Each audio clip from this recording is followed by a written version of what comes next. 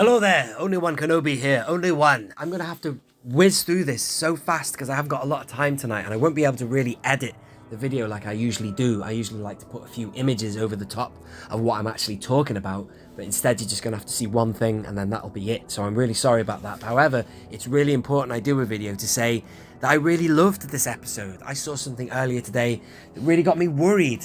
Somebody had done a thumbnail, I'll tell you who it was, it's a channel I respect a lot as well in their opinion and things. Echo Base Network said this was bad. I tell you what, I was expecting something awful today. It was far from awful. I thought this was a really good episode. You can see Fett developing his relationship with the tribes. If you think Fett is acting differently or thought he was not the same Fett last episode, in this episode you will learn why. It's like Lawrence of Arabia meets, I don't know, the Wild West of Tatooine, man. It's just crazy. I love it. Brilliant. So we start the episode with the usual kind of recap of what happened in the previous episode.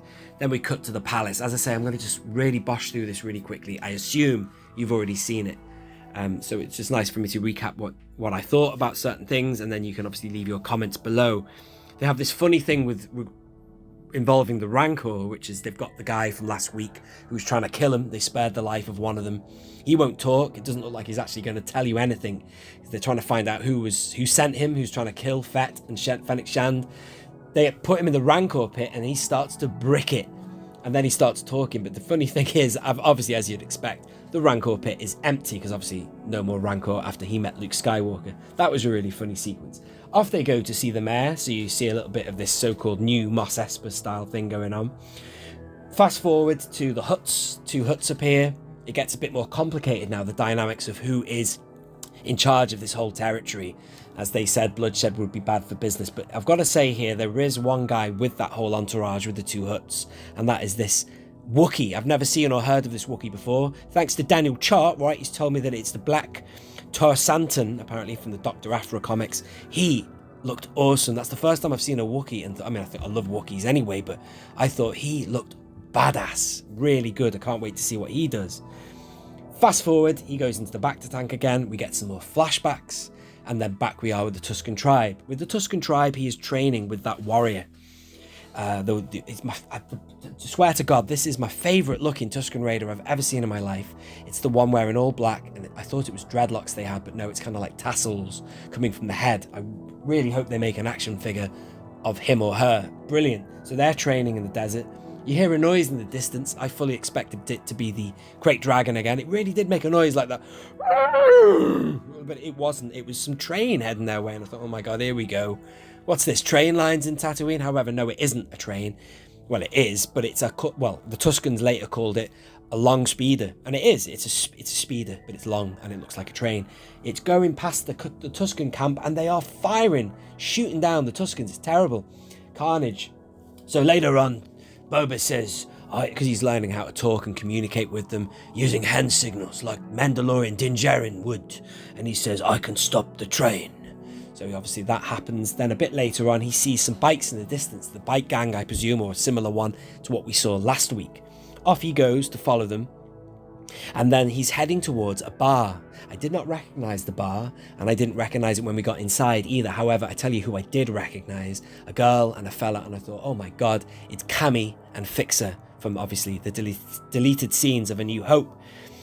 And there's a bit of a thing going on in there. I tell you what, they were a bit geeky. Fixer was a little bit of a geek, but then again, Luke used to be a geek in Tatooine, especially in the deleted scenes in his youth. But anyway, they're kind of like, standing up. He tries to stand up to the. They were Niktos, I believe, in there. Although I thought the swoop gang last week, I could have sworn they were human.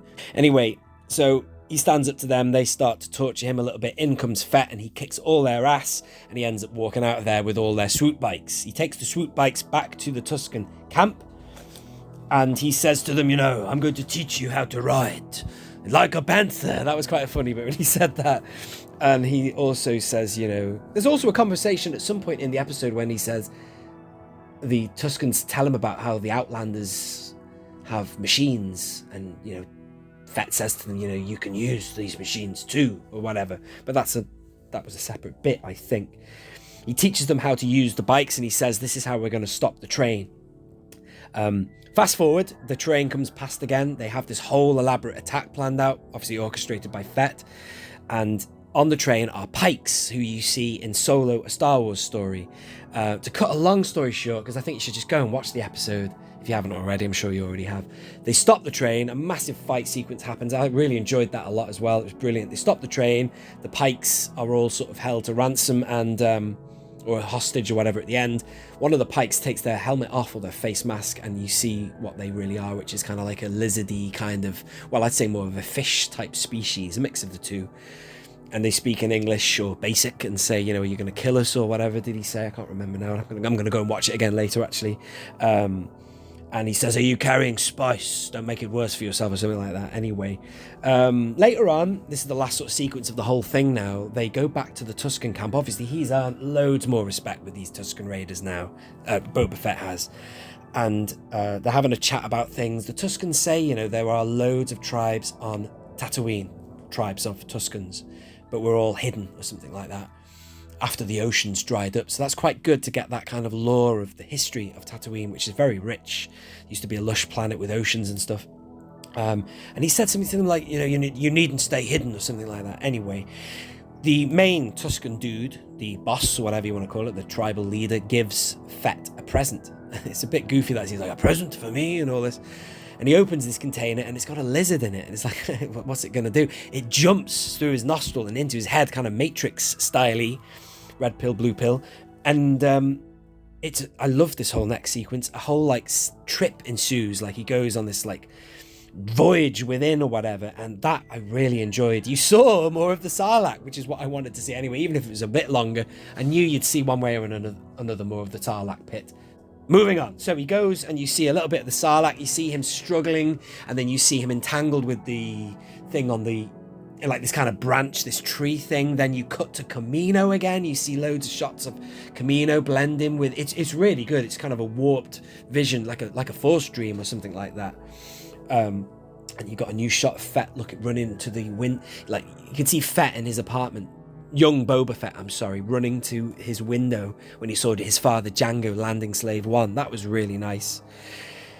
Then sort of like he wakes up or he's on his way back. You cut to daytime again. It's a bit like when Homer Simpson goes into the desert after he's had that insanity pepper, you know what I mean? And he comes back and the Tusken kid runs out to him and sort of shouts to him, and he's got in his hand a branch. You know, obviously in the dream he was entangled in a branch of some sort, but then he comes walking back with this whole branch, a piece which he kind of knew he was going to do something with it, like make a gaffy stick, of which he does. He makes a gaffy stick out of that and he gets trained and he's taught.